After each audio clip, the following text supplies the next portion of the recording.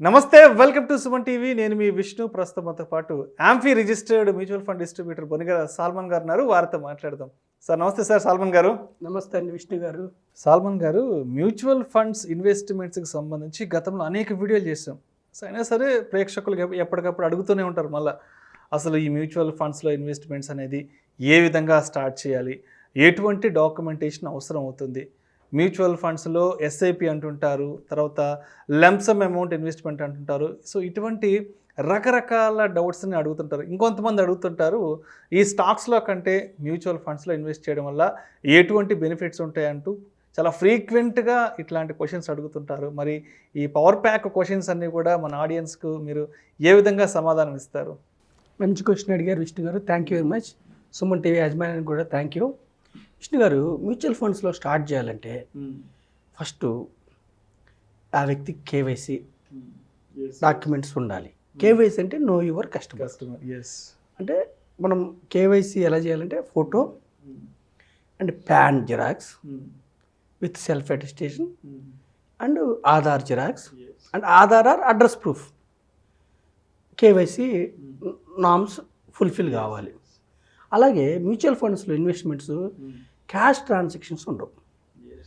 Physical cash transaction ఉండవు. Pure white cheque or DD. Okay Vishnu గారు, cheque ఉండాలి. లేదా చెక్ లేని వాళ్ళు passbook first page latest 1 month స్టేట్మెంట్తో మనం సిప్ స్టార్ట్ చేయొచ్చు. అంటే బ్యాంక్ అకౌంట్ నెంబర్ లింక్ అయి ఉంటుంది మ్యూచువల్ ఫండ్ ఫోలియోకి. ఐఎఫ్ఎస్సి కోడ్, ఎంఐసిఆర్ కోడ్ ఇవన్నీ మనం ఫోలియోలో రిజిస్టర్ చేస్తారు మ్యూచువల్ ఫండ్ సంస్థలు. తర్వాత mutual funds regulated by SEBI, securities exchange board of India. అంటే ఫుల్ రెగ్యులరైజ్డ్, అంటే మోసం జరిగే అవకాశం లేదు. Complete transparent. ఎవరైతే మిమ్మల్ని జాయిన్ చేస్తారో వ్యక్తి, ఇండివిజువల్ డిస్ట్రిబ్యూటర్స్ కానీ ఇన్స్టిట్యూషనల్ డిస్ట్రిబ్యూటర్స్ కానీ మీరు డైరెక్ట్గా చేసినా కానీ మ్యూచువల్ ఫండ్స్ సంస్థలు ఎత్తేయటానికి లేదు, పారిపోవు. మేనేజ్మెంట్ చేంజ్ అవుతుంది కానీ సంస్థలు వెళ్ళిపోవు. మీ డబ్బు తీసుకుని ఉడాయించు. ఇప్పుడు ఇంతకుముందు రిలయన్స్ మ్యూచువల్ ఫండ్ ఉంది, అది ఇప్పుడు ఏమైంది? నిప్పన్ మ్యూచువల్ ఫండ్ అయింది. అది సెబీ దగ్గర పర్మిషన్ తీసుకుని సంస్థలు మారుతాయి కానీ ఇన్వెస్టర్కి ఎటువంటి నష్టం ఉండదు. ఇంకొకరికైతే హ్యాండ్ ఓవర్ చేస్తారు. మీ యూనిట్స్ కూడా తగ్గవు, మీ ఫండ్ వాల్యూ కూడా తగ్గదు. ఓకేనా విష్ణు గారు? అయితే మ్యూచువల్ ఫండ్స్లో కేవైసీ అయిన తర్వాత మనం 2 రకాలుగా కట్టవచ్చు. అమౌంట్ ఇన్వెస్ట్ చేయొచ్చు. ఒకటి నెల వారం కట్టవచ్చు, ఎవ్రీడే కట్టవచ్చు, నెల కట్టవచ్చు. ఎక్కువ ప్రాచుర్యం పొందింది నెల. దాన్ని సిప్ అంటారు, సిస్టమాటిక్ ఇన్వెస్ట్మెంట్ ప్లాన్. హ్యాపీగా మార్కెట్ ఒక మంచి స్కీమ్ సెలెక్ట్ చేసుకొని మనం హ్యాపీగా ఎవ్రీ మంత్ అకౌంట్లో డబ్బులు ఉంచుకుంటే మన ఇన్వెస్ట్మెంట్ స్టాక్స్లోకి వెళ్తూ ఉంటాయి. హ్యాపీగా నిద్రపోవచ్చు మనం. రెండోది లంసమ్. లంసమ్ అంటే ఒకటేసారి కట్టేదని లంసమ్ అంటారు. అయితే ఈ మ్యూచువల్ ఫండ్స్, మనకి స్టాక్స్కి మ్యూచువల్ ఫండ్స్కి ఒక డిఫరెన్స్ ఏంటంటే, చెప్తున్నాను విష్ణు గారు.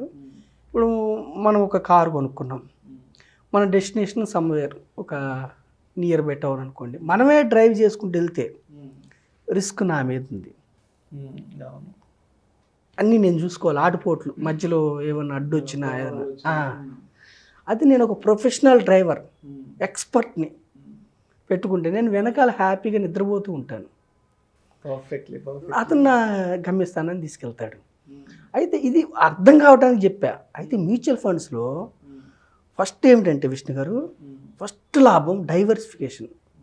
డైవర్సిఫైడ్ మ్యూచువల్ ఫండ్స్లో డైవర్సిఫికేషన్ అంటే ఒకే రంగంలో కాకుండా వివిధ రంగాల్లో. ఫినాన్షియల్ ప్రిన్సిపల్ ఏంటంటే all eggs should not keep in one tray. అన్ని గుడ్లు ఒక ట్రేలో పెట్టకూడదు. ఎందుకు పెట్టకూడదు? ట్రే కింద పెడితే పగిలిపోతుంది. అంటే డబ్బు ఎప్పుడు ఒకే దాంట్లో పెట్టకూడదు. డైవర్సిఫికేషన్ ఏంటి? వివిధ రంగాలు. Sectorial diversification. బ్యాంక్స్ ఒక రంగం, finance, pharma, FMCG, automobiles, IT. అలా మ్యూచువల్ ఫండ్ సిద్ధాంతమే డైవర్సిఫికేషన్. డైవర్సిఫైడ్ ఫండ్స్లో 10 నుంచి 12 రంగాలు, ఇన్ఫ్రాస్ట్రక్చర్, సిమెంట్ ఇలా పెడతారు. ఎప్పుడైనా విష్ణు గారు ఏ దేశంలో కూడా అన్ని రంగాలు దెబ్బతినవు, ఏదన్నా 1-2. అన్ని రంగాలు దెబ్బతింటాయి, స్టాక్స్ డౌన్ అవకాశం ఉంది. కొన్ని ఎక్స్క్లూజివ్ కండిషన్స్, ఇప్పుడు ఉక్రెయిన్ యుద్ధం ఉంది, మార్కెట్లో స్టెబిలిటీ లేవు. యుద్ధాలు వచ్చినప్పుడు కానీ, ప్రపంచ యుద్ధాలు వచ్చినప్పుడు కానీ, లేకపోతే మాన్సూన్స్ సరిగా లేకపోయి పంటల పండక, ఆర్థిక సంక్షోభాలు, లేకపోతే సెంట్రల్ గవర్నమెంట్ స్టెబిలిటీ లేక, స్టేబుల్ గవర్నమెంట్ లేకపోతే, ఇలాంటి క్రూడ్ ఆయిల్ ధర పెరుగుతూ ఉంటే, అన్ని రేట్లు పెరుగుతూ ఉంటాయి, లేకపోతే రూపాయి విలువ పడిపోతాయి. ఒక 5 కండిషన్స్లో ఆ సంవత్సరం మొత్తం స్టాక్స్ డౌన్ అయ్యే అవకాశం ఉంటుంది, కానీ బౌన్స్ బ్యాక్ అవుతుంది. అయితే విష్ణు గారు, diversification first advantage. Second advantage ఏంటంటే, ఇన్వెస్ట్మెంట్స్కి మనం ఎక్కడైనా సరే మనం బయట ఇంట్రాడేకి కానీ ఫ్యూచర్ అండ్ ఆప్షన్స్ కానీ మీరు టిప్స్ తీసుకుంటే ఎంత ఛార్జ్ చేస్తారు విష్ణు గారు? చాలా ఛార్జ్ చేస్తారు. అంటే ప్రొఫెషనల్స్ చాలా ఛార్జ్ చేస్తారు. మ్యూచువల్ ఫండ్స్లో ఒక 500 రూపాయలు ఇన్వెస్ట్ చేసే వ్యక్తి కూడా రూపాయి ఛార్జ్ లేకుండా, ఎక్సెప్ట్ ఎక్స్పెన్స్ రేషియో, రూపాయి ఛార్జ్ ఎక్స్ట్రా చెల్లించకుండా మనకు ఒక ప్రొఫెషనల్ ఫండ్ మేనేజర్ ఉంటాడు.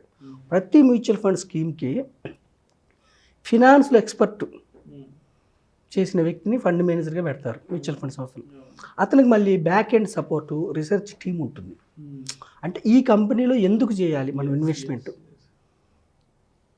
ఈ కంపెనీ ఏం ఆర్డర్స్ వచ్చాయి, గెయిన్స్ ఎలా ఉండబోతున్నాయి, అలా రీసెర్చ్ టీమ్ని బట్టి వాళ్ళు పెడుతూ ఉంటారు. ఓకే నెక్స్ట్ ఇంకోటి ఏంటంటే, డైవర్సిఫైడ్లో మ్యాక్సిమం ఏ సెక్టార్లో కూడా 10-11% కంటే ఎక్కువ పెట్టరు. ఇప్పుడు బ్యాంకింగ్లో టాప్ మోస్ట్ బ్యాంక్స్ ఒక 4-5 పెడతారనుకోండి, ఇండియాలో టాప్ బ్యాంకులో కూడా 10% కంటే ఎక్కువ పెట్టరు. దానివల్ల ఏమవుతుందంటే విష్ణు గారు, ఆ బ్యాంకు దెబ్బతింటే కూడా మన డబ్బు లిమిటెడ్గా పోతుంది. అయితే ఆ బ్యాంకు ఏదైనా ఫ్రాడ్ అయింది అని తెలిసిన వెంటనే ఎగ్జిట్ అవ్వడానికి మనకు ఫండ్ మేనేజర్ ఉంటాడు, మన బిజీలో మనం ఉంటే కూడా. మూడవది ఏమిటంటే రూపీ కాస్ట్ యావరేజింగ్. మనంతలో మనం ఇన్వెస్ట్ చేస్తే ఎవ్రీ మంత్ మనం ఇన్వెస్ట్ చెయ్యం, ఒక్కోసారి చేస్తాం, ఒక్కోసారి చెయ్యం. ఎవ్రీ మంత్ మనం సిప్ చేయటం వల్ల ఏమిటంటే విష్ణు గారు, ప్రతి నెల చేయటం వల్ల నెక్స్ట్ మంత్ మార్కెట్ పెరిగితే మన ఫండ్ వాల్యూ పెరుగుతుంది, మార్కెట్ తగ్గితే మనకి నెంబర్ ఆఫ్ యూనిట్స్ ఎక్కువ వస్తాయి. డైరెక్ట్గా స్టాక్స్ కొంటేనేమో స్టాక్స్ మన అకౌంట్లో వస్తాయి, మ్యూచువల్ ఫండ్స్లో యూనిట్స్ కింద వస్తాయి. స్టాక్స్ స్కీమ్ పేరు మీద ఉంటాయి, యూనిట్స్ మన అకౌంట్లో వస్తాయి. అంటే 10 రూపాయలు ఏ మ్యూచువల్ ఫండ్ అయినా యూనిట్ 10 రూపాయలకు స్టార్ట్ అవుతుంది. సపోజ్ మీరు 1000 రూపాయలు పెట్టారనుకోండి విష్ణు గారు, మొదటి నెల 1000 డివైడెడ్ బై 10 అంటే మీకు 100 యూనిట్లు వస్తాయి. నెక్స్ట్ మంత్ ఉక్రెయిన్ యుద్ధం వల్ల, దీనివల్ల ఇప్పుడున్న గ్లోబల్ పరిస్థితుల వల్ల సపోజ్ మార్కెట్ డౌన్ అయింది, ఉదాహరణ చెప్తాను నేను. సపోజ్ ఆ ఎన్ఏవి 5కి వచ్చింది అనుకోండి, మీకు నెంబర్ ఆఫ్ యూనిట్స్ 200 అవుతాయి. ఇలా మనము దీర్ఘకాలం 10 సంవత్సరాలు, 15 సంవత్సరాలు, 20 సంవత్సరాలు ఇలా ఉండటం వల్ల ఏమవుతుందంటే లాంగ్ టర్మ్లో రూపీ యావరేజ్ అవుతూ ఉంటుంది. అంటే నంబర్ ఆఫ్ యూనిట్స్ డౌన్ అయినప్పుడల్లా మనకు పెరుగుతూ ఉంటాయి. మనం కొనేవాళ్ళం, ఎవ్రీ మంత్ స్టాక్స్ కొంటున్నప్పుడు ఏమవుతుందంటే ప్రతి నెల డౌన్ అయితేనేమో పెరుగుతుంది, మరి లాభం ఎలా వస్తుందంటే over a long period economy growth పెరుగుతుంది కాబట్టి, ఈ ఇండస్ట్రీస్ గ్రోత్ పెరుగుతుంది కాబట్టి, top most 100 to 200 companies stocks పెరుగుతూనే ఉంటాయి కాబట్టి ఓవర్ ఏ లాంగ్ పీరియడ్ మనకి వెల్త్ క్రియేట్ అవుతుంది. నాలుగవది ఏమిటంటే విష్ణు గారు, power of compounding. Power of compounding అనేది 8th wonder of the world. Okay Vishnu గారు, పవర్ ఆఫ్ కాంపౌండింగ్ ఎగ్జాంపుల్ మీకు నెక్స్ట్ ఎపిసోడ్లో డీటెయిల్గా చెప్తాను. ఇప్పుడు చిన్న ఎగ్జాంపుల్ ఏంటంటే, జస్ట్ నెలకు 5,000 మీరు 10 years పెట్టుకుంటే మీరు కట్టేది 6 lakhs, మీకు వచ్చేది 13 లక్షలు. 15% అజ్యూమ్ చేసి చెప్తున్నాను.